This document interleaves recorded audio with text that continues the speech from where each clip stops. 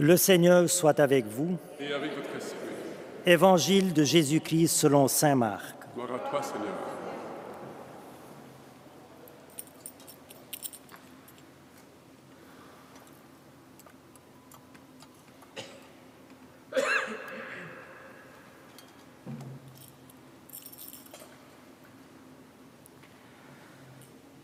En ce temps-là, tandis que Jésus sortait de Jéricho avec ses disciples et une foule nombreuse, le fils de Timée, Bartimée, un aveugle qui mendiait, était assis au bord du chemin.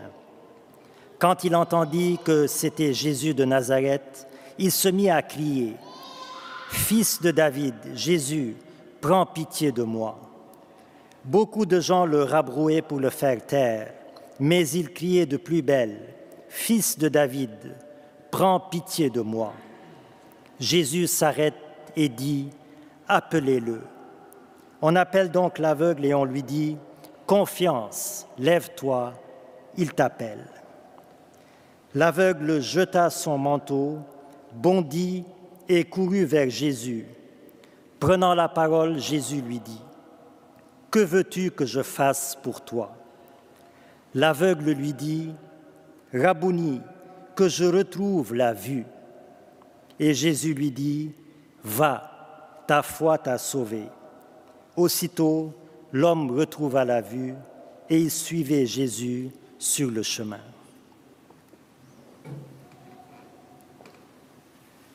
Acclamons la parole de Dieu. Louange à toi, Seigneur Jésus.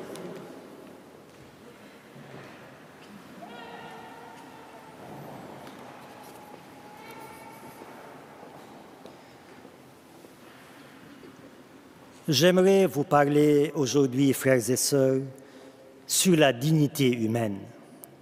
Un thème, vous en conviendrez, qui est plus que jamais d'actualité.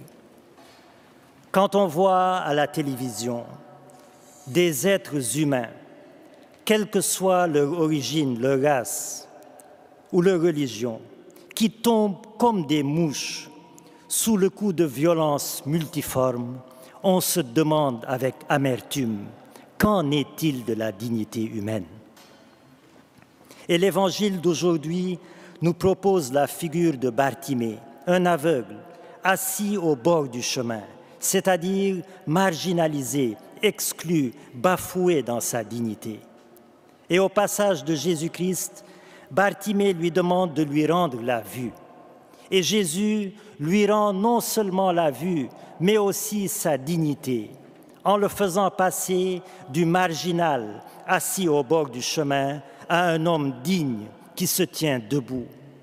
Car la gloire de Dieu, c'est l'homme debout, disait saint Irénée. Frères et sœurs, qu'ils sont nombreux les Bartimées au XXIe siècle.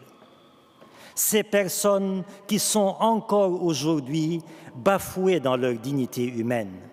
Une dignité pourtant imprescriptible, inviolable, inaliénable, car tout être humain est fait à l'image de Dieu et c'est de là que découle sa véritable dignité.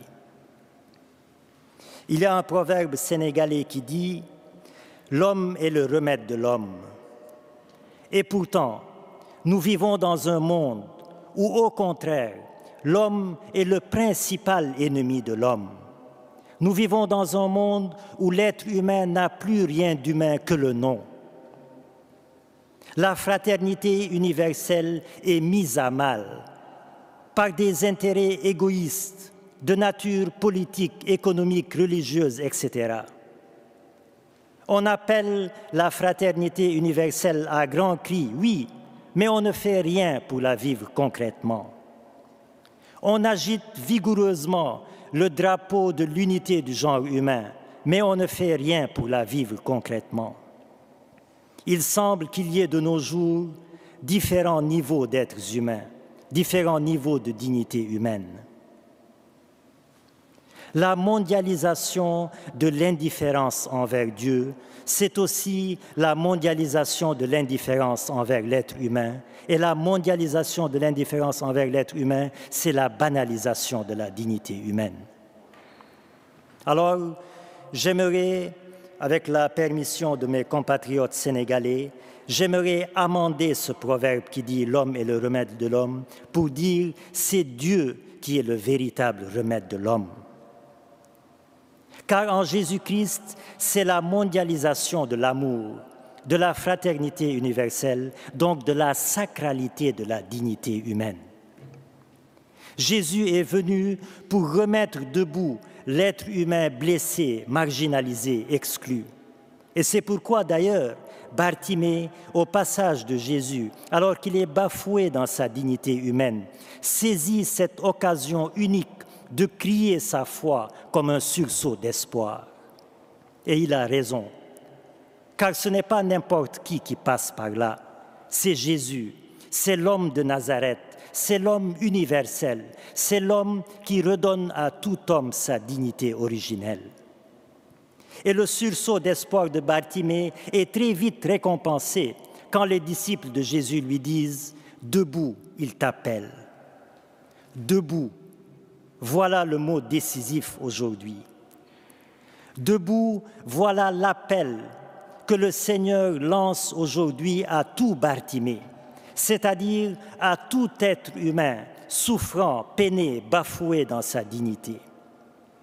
Debout, toi qui es blessé par la vie et qui sombre dans le désespoir. Debout, toi qui es marginalisé, abandonné de tous, bafoué dans ta dignité en famille ou au travail. Debout, toi qui es plongé dans les addictions de toutes sortes pour noyer ta tristesse, ton chagrin, tes doutes, tes angoisses. Comme jadis avec Bartimée, Jésus passe aujourd'hui dans ta vie souffrante et bafouée et il te dit « Quelle que soit ta situation, reste debout, car tu as une valeur inestimable à mes yeux et une dignité immaculée. Je ne te juge pas selon ta situation, selon ton passé, tes blessures, etc. Je te regarde derrière le voile de ton passé, de tes souffrances, de ta situation, et je te vois dans ta beauté originelle, dans ton humanité première, dans ta dignité immaculée. Alors, ne sois pas vaincu par des doutes, sois vainqueur par ta foi. Voyez, frères et sœurs, quand j'ai décidé d'émigrer du Sénégal au Canada, on m'a dit que le choc culturel pourrait être très difficile, car bien sûr la culture nord-américaine est très différente de la culture africaine ou orientale. Mais moi, je me disais en moi-même, avant de rencontrer une culture, je rencontre des êtres humains comme moi, qui ont les mêmes aspirations humaines que moi, aspirations de bonheur, de paix, d'amour, etc. Alors, qu'ils soient libanais, sénégalais, québécois, haïtiens, italiens ou égyptiens, etc., l'être humain a une origine et une fin commune. Sa vie sur tous les continents est fondamentalement la même, c'est-à-dire faite de joie et de peine, de réussite et d'échec, de grandeur et de décadence. Et voyez, Jésus n'est pas descendu sur terre pour mettre l'accent sur la culture, parce que la culture diffère d'un pays à l'autre. Il est venu pour mettre l'accent sur le cœur humain qui est le même d'un pays à l'autre. Pour Jésus-Christ, le publicain, la prostituée, la femme adultère avaient en commun non pas d'abord leur péché, mais leur humanité. Bartimée, le centurion ou le lépreux avaient en commun d'abord non pas leur statut social, mais leur égale dignité. Alors, frères et sœurs, comme le dit saint Paul, il n'y a ni juif ni païen, ni homme ni femme, ni esclave ni homme libre. Nous sommes tous et toutes un en Jésus-Christ.